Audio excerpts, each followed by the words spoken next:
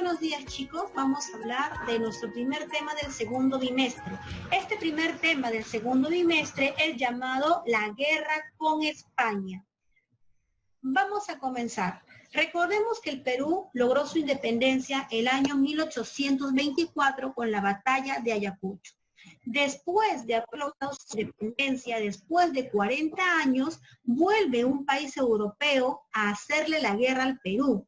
¿Cómo se llama ese país europeo? España. Después de 40 años, vuelve España a Sudamérica a querer darle la guerra o hacerle la guerra al Perú.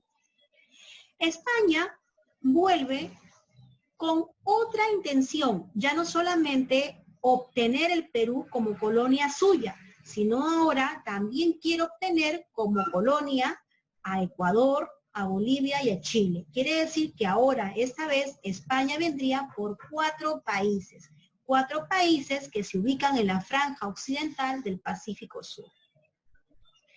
¿Y por qué vuelve España, profesora, después de 40 años? España vuelve porque recuerda que en este tiempo en Europa se estaba viviendo la revolución industrial y el famoso imperialismo. Francia, Inglaterra, Alemania tenían colonias en otros países y al tener colonias podían obtener materia prima de esos países que eran sus colonias y poder impulsar su industria. España no tenía colonias. Recuerden que nos había perdido como colonia hace 40 años, por lo tanto no obtenía de dónde sacar materia prima para impulsar su industria.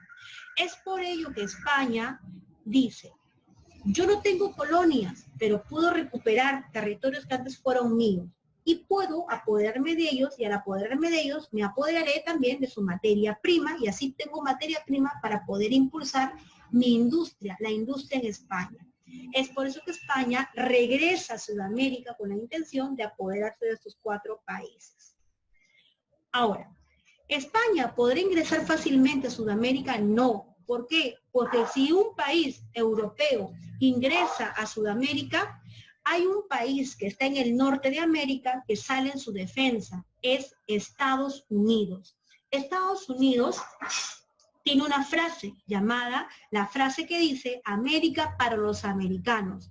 Estados Unidos se niega rotundamente a la invasión europea en Sudamérica. Así es que ningún europeo podía invadir Sudamérica, porque inmediatamente salía Estados Unidos en la defensa con su frase, América para los americanos. ¿Pero por qué hacía eso Estados Unidos? No lo hacía porque era bueno. Estados Unidos hacía eso con una doble intención, porque veía a Sudamérica como su futuro mercado, lugar donde va a colocar sus productos. Ahora, España entonces, ¿cómo ingresaría nuevamente a Sudamérica? Ingresaría de la siguiente forma. Utilizaría un disfraz o un camuflaje. ¿Cuál sería su disfraz o su camuflaje? Sería la famosa expedición científica.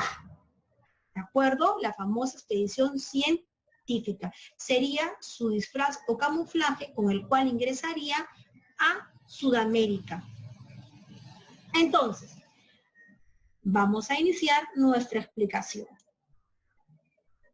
La guerra con España tiene una causa. La causa de la guerra con España va a ser que España busca colonias para su desarrollo industrial.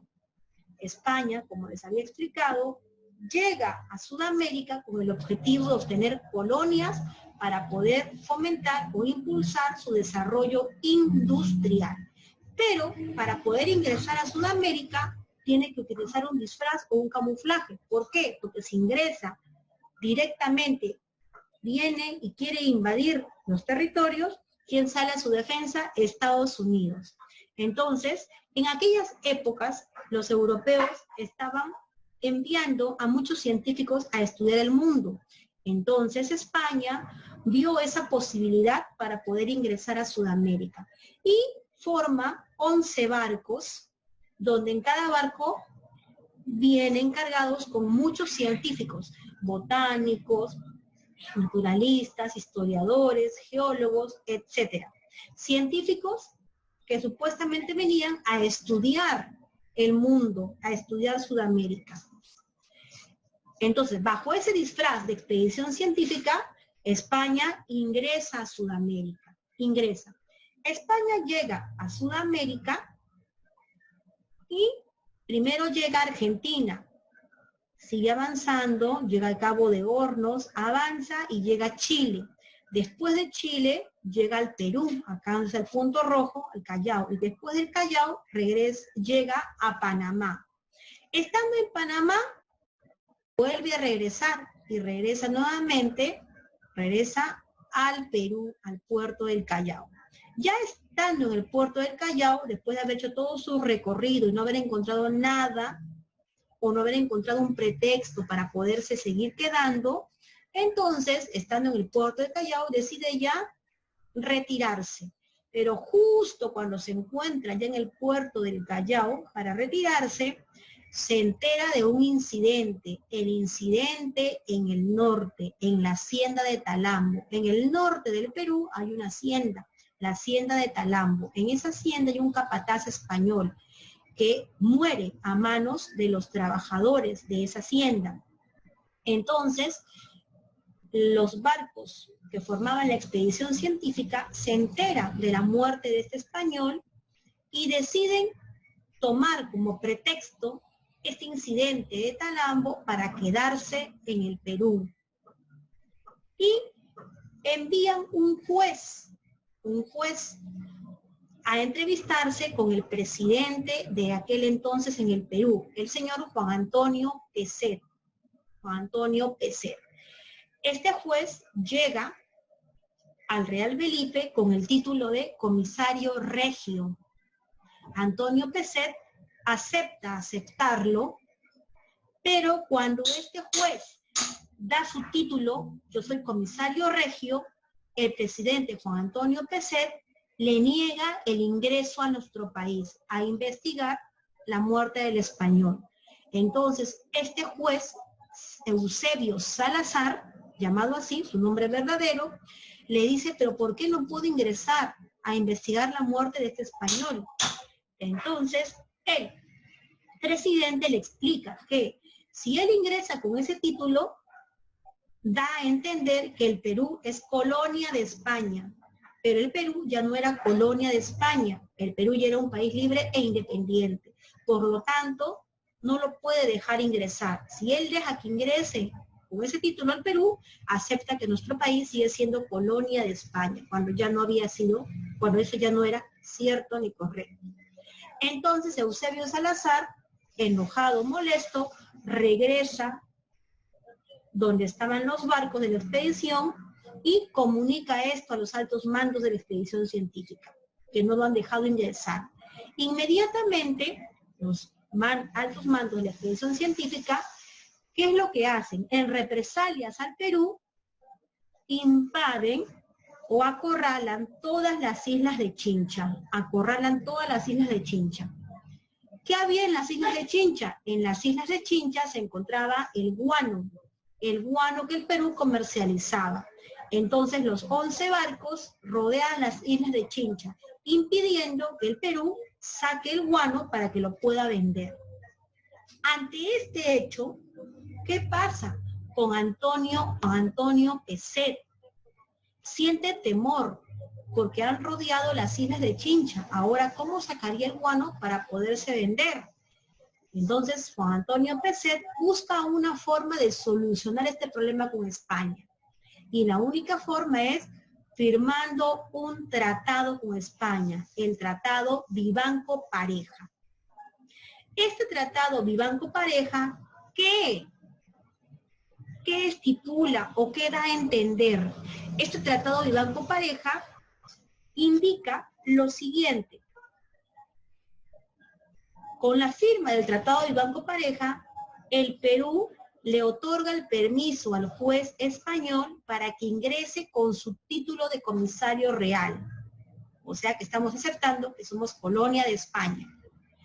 Por la firma de este tratado, se le permite o se le da permiso a este juez para investigar la muerte del español en nuestro territorio.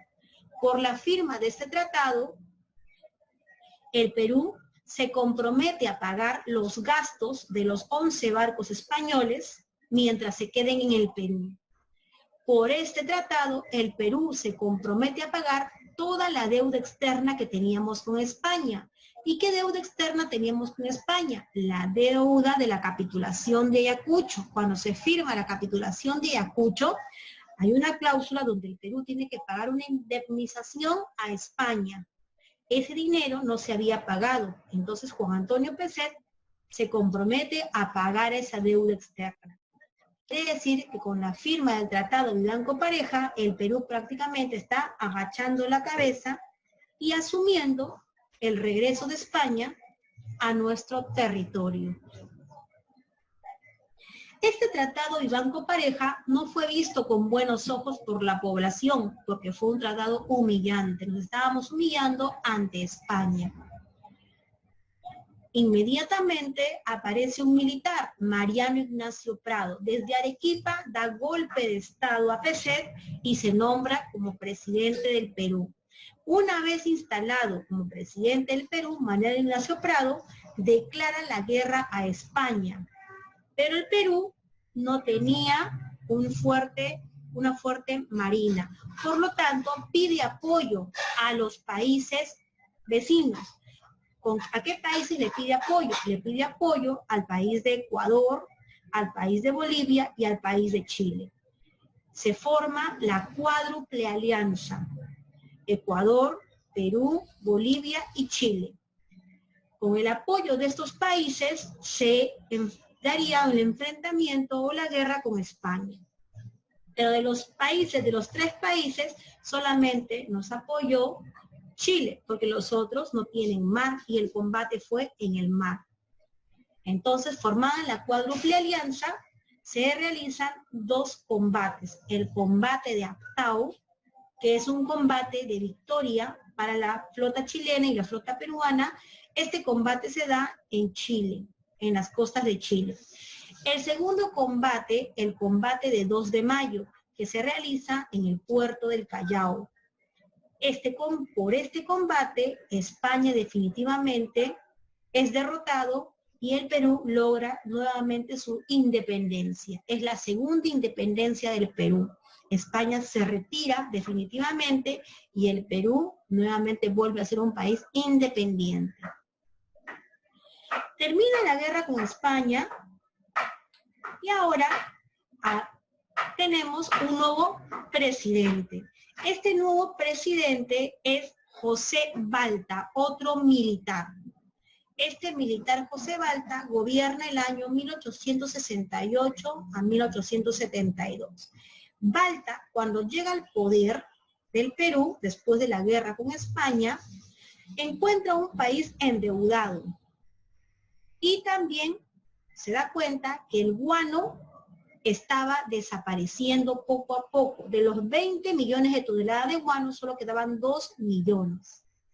Entonces, ¿qué es lo que hace Balta? Decide invertir ese guano. ¿Y qué es lo que hace Balta? Ese poco guano que queda en el Perú es entregado o se lo entrega a una casa francesa, la casa Dreyfus. Se firma un contrato con la casa Dreyfus. Le entrega todo el guano de nuestras islas que quedaba a la casa Dreyfus, y la casa Dreyfus, a cambio de la firma del contrato, la casa Dreyfus pondría a la firma del contrato 2 millones de pesos sobre la mesa a la firma del contrato. A la misma vez también le entregaría al Perú cada mes una mensualidad por la venta del guano. Asimismo también pagaría toda la deuda del Perú, la deuda externa. Con esas condiciones, Balta acepta y firma el contrato con la casa Dreyfus, convirtiéndose así la nueva forma de venta del guano en un monopolio, que se le entrega a una sola persona todo el guano para que él lo venda y lo comercialice en toda Europa. El único que comercializaría y vendería el guano en toda Europa. Y por esa venta nos entregaría dinero. Pero es un contrato beneficioso porque 2 millones a la mesa, pagaría nuestra deuda externa y mensualmente, ya no anual, mensualmente entregaría dinero de la venta del guano. Entonces, había dinero, pero lamentablemente nuestros presidentes no saben administrar el dinero y lo van gastando de manera inadecuada. el dinero de la venta del guano se iba acabando y Balta tuvo que hacerse préstamos, prestarse dinero. Para el poco dinero que había, aún lo invirtiera ¿en qué? En la compra de ferrocarriles. Entonces Balta aplica una política ferrocarrilera. Él dice que el país debe estar comunicado y para comunicarse y para poder llevar de manera rápida y efectiva los recursos de un lado a otro, tienen que haber un medio de comunicación. Estos son los ferrocarriles, un medio de transporte. Manda a construir, manda a elaborar 11 ferrocarriles. ¿A quién le entrega la responsabilidad para que le elaboren la construcción de 11 ferrocarriles? A Henry Mays, un empresario norteamericano que había sido buscado en su país por estafa. Balta le entrega a él el trabajo para la elaboración de los 11 ferrocarriles, pero lamentablemente Mays, de los 11 ferrocarriles que se elaboran, solamente uno está útil, es servible y útil para el país. El resto es inservible. ¿Por qué? Porque había utilizado materiales desgastados, materiales que no corresponden, no duraderos, para la elaboración de un ferrocarril. Entonces, y por la elaboración y la construcción de esos ferrocarriles, había cobrado mucho dinero, que Balta tuvo que prestarse dinero para poder pagarle a Henry Mays. Lamentablemente, en la inversión de ferrocarriles, el poco dinero de guano se acabó, se terminó. El Perú no tenía recurso, otro recurso, ya no había guano. Ahora, ¿de dónde sacaría dinero el Perú? Tuvimos otro recurso natural, el famoso salitre, que se encontraba en la zona de Tarapacá, al sur del Perú. Entonces Balta empezó a explotar este salitre. Sería el nuevo recurso que le daría ingreso económico al Perú. Pero como nuestros presidentes estaban acostumbrados a entregarle nuestros recursos a extranjeros, Balta le entrega nuestro salitre a dos empresas chilenas y empresas inglesas. Ellos serían los que explotarían y venderían nuestro salitre y nos entregarían un dinero. De esa manera, Balta pensaba recuperarse económicamente con el salitre. Ahora, al término ya del gobierno de Balta, nace un partido, el Partido Civil, el primer partido donde tiene a candidatos que no son militares, son civiles. Y este candidato que se lanzaría a la presidencia como primer candidato civil sería el señor Manuel Pardo y Lavalle, un ex consignatario en el gobierno de Ramón Castilla. Este Manuel Pardo y Lavalle fundaría el Partido Civil y en las elecciones de 1871 se presentaría como candidato, logrando ingresar al poder en el año 1872. Y así es como termina la historia del primer militarismo. Termina con la economía que se sustentaba con la venta del guano terminada. Y ahora el nuevo recurso sería el salitre. Y próximamente vamos a ver que por el salitre vamos a vernos inmiscuidos en otra guerra. Entonces, muchachos, hemos terminado nuestra clase de historia. Muchas gracias.